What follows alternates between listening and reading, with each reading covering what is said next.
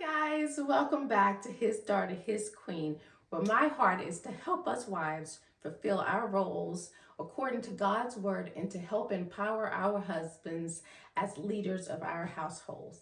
So today, speaking of households, I just wanted to know, do you guys have a renter's or a homeowner's mentality when it comes to your marriage?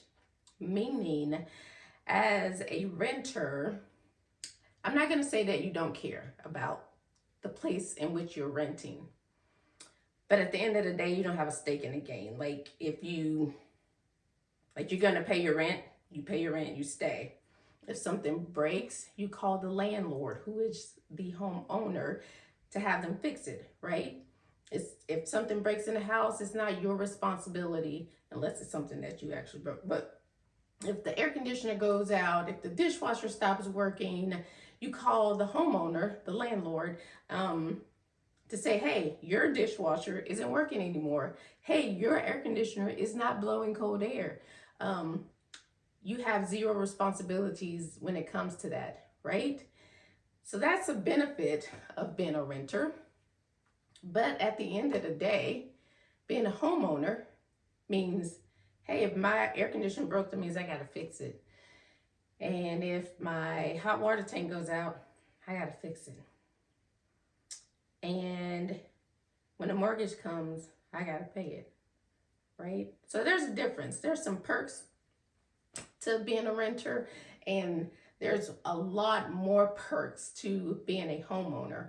And I say that because a renter, again, you don't have a stake in the game. If something breaks, you're gonna call your landlord, have them fix it. All you have to do is worry about paying your rent. You pay your rent, your bills, you stay there, right?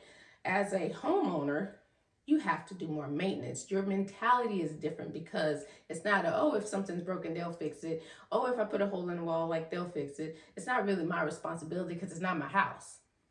Whereas if it's your house, you're like, oh, there's a hole in the wall, I gotta fix it. Oh, this room needs to be painted. Oh, I have to keep it up to date. I have to keep it fresh. I have to keep it livable because it's mine. I don't get to call somebody else to come fix my problems unless I'm paying them. And I think when it comes to marriage, a lot of us have renters mentality. Like, hey, if this isn't working for me at the end of my lease, meaning when I'm done, I'm done. Like, I can leave, I can file for divorce, I can move on, life goes on, who cares, whatever.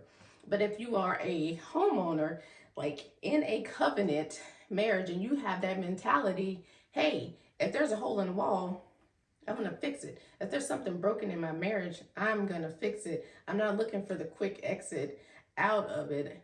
Let me figure out how to fix it. Why? Because being a homeowner, you're invested. You're investing into your house, right?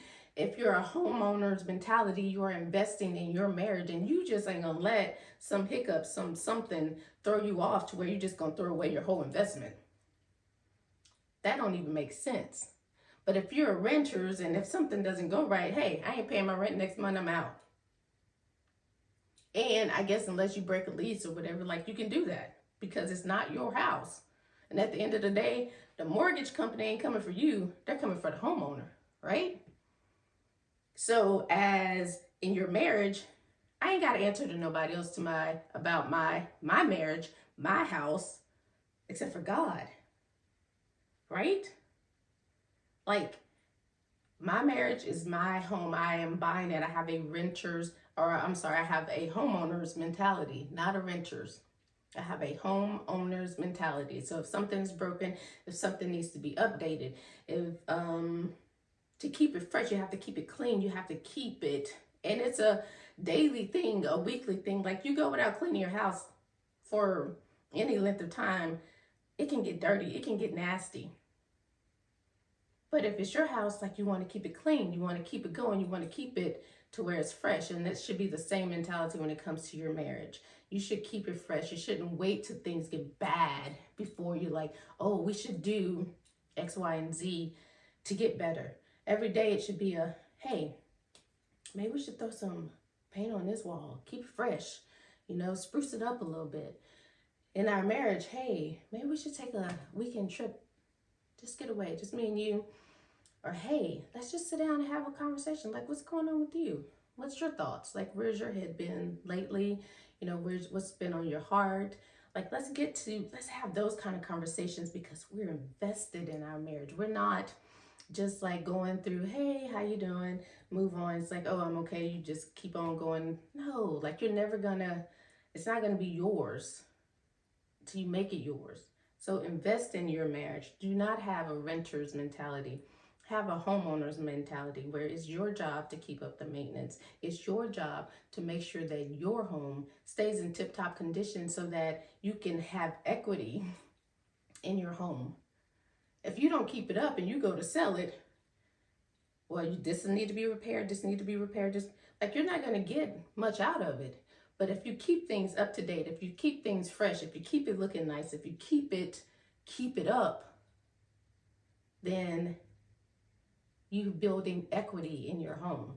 And it's not a waste. Renters, you can live there for 5 years, paying rent every month. At the end of 5 years, and you leave, that's all you got is what you leave with.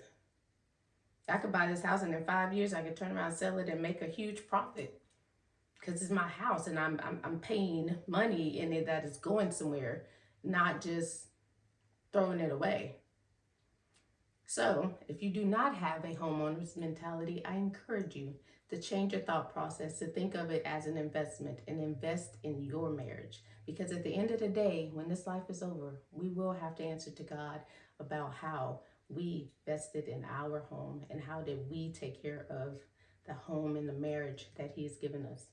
I hope this has blessed someone this week. I hope you guys have a great one. Talk to you later.